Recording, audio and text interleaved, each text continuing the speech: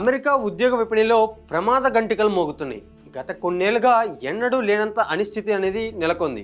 October నెలలో America కంపెనీలు భారీగా ఉద్యోగుల కోత విధించాయి. సెప్టెంబర్తో పోలిస్తే దాదాపు 3 రెట్లు అధికంగా 1,53,074 మందిని తొలగించినట్లు ప్రైవేట్ కన్సల్టింగ్ సంస్థ ఛాలెంజర్ గ్రే అండ్ క్రిస్మస్ తన నివేదికలో వెల్లడించింది. ఈ ఏడాది ఇప్పటి వరకు మొత్తం 10.9 లక్షల ఉద్యోగాల కోత నమోదైందని, ఇది గత ఏడాదితో పోలిస్తే 65% అధికమని ది వాల్ స్ట్రీట్ జర్నల్ తన కథనంలో పేర్కొంది. కరోనా మహమ్మారి విజృంభించిన 2020 తర్వాత ఈ స్థాయిలో లే ఆఫ్స్ అనేది నమోదు కావడం ఇదే తొలిసారి.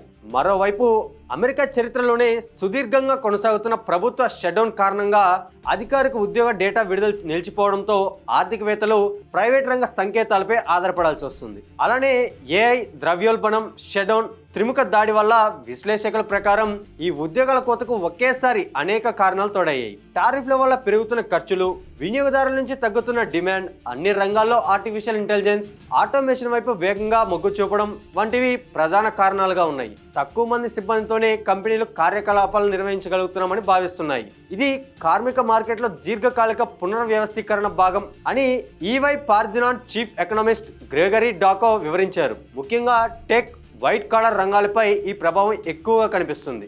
అసలు ప్రైవేట్ డేటా ఏం చెప్తుందనేది మనం చూసినట్లయితే, ప్రభుత్వ అధికారిక డేటా అందుబాటులో లేకపోవడంతో indeed, LinkedIn, bank of America వంటి సంస్థలు నివేదికల ప్రాధాన్యం సంతరించుకున్నాయి. అక్టోబర్లో ఉద్యోగ నియామకాలు 0.8% తగ్గినట్టు లింక్డ్ఇన్ తెలిపింది. ఉద్యోగ ప్రకటనలు 2021 తర్వాత అత్యంత కనిష్ట స్థాయికి పడిపోయాయని ఇండీడ్ పేర్కొంది. ఉద్యోగుల్లో ఆత్మవిశ్వాసం గణనీయంగా తగ్గిందని, ఉద్యోగ భద్రతపై ఆందోళన పెరిగిందని గ్లాస్డోర్ నివేదిక వెల్లడించింది. ఉద్యోగ మార్కెట్ క్రమంగా బలహీనపడుతుంది, కానీ ఇంకా పూర్తిగా కుప్పకోలేదు అని bank of America institute senior ఆర్థికవేత్త డేవిడ్ టెన్లీ అన్నారు. అసలు వినియోగదారులపై ప్రభావం అనేది ఎలా ఉందని చూసినట్లయితే, ఈ లే ఆఫ్ల పర్వం కేవలం నిరుద్యోగ సమస్యకే పరిమితం కాదని, రాబోయే పండుగ సీజన్లో వినియోగదారుల కొనుగోలు శక్తిని తీవ్ర ప్రభావం చూపుతుందని ఆర్థికవేత్తలు హెచ్చరిస్తున్నారు. అధిక వడ్డీ రేట్లు, బలహీనమైన నియామకాలు, పెరుగుతున్న లే ఆఫ్లు వినియోగదారుల విశ్వాసాన్ని దెబ్బతీస్తున్నాయని వారు అభిప్రాయపడుతున్నారు. ప్రస్తుత పరిస్థితుల్లో చాలా మంది అమెరికన్లు ఉన్న ఉద్యోగాలనే కాపాడుకునే ప్రయత్నం చేస్తున్నారు.